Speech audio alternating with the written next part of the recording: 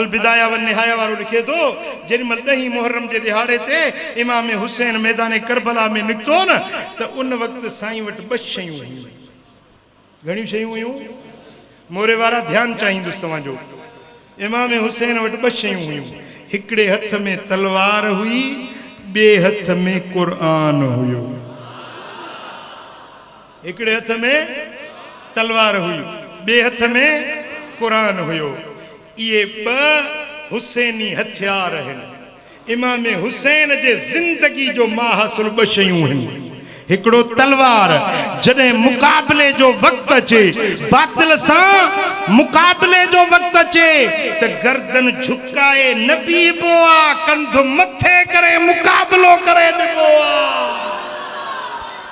हुसैनी ए हुसैनी हुबदारो, इमाम हुसैन बातिल जे अॻियां गर्दन झुकाइण जो सबक़ न सेखारियो, करबला में कंध मथे करे ऊचे घाट अचण जो सबक़ सेखारियो। इमाम हुसैन जे इन फ़लसफ़े खे भिटाई भी बयान कयो। फरमाए तो हण भाला विड़ भाकुरे आदि ढाल मढारे, हण भाला विड़ भाकुरे आदि ढाल मढारे, मथा ते गुतरार मार त मदारो थिए। फरमाए तो झुकी वञण ज़लीलन जो कम आ, झुकी वञण बानन जो कम आ। मर्द बातिल जे अॻियां झुकंदा न आहिनि।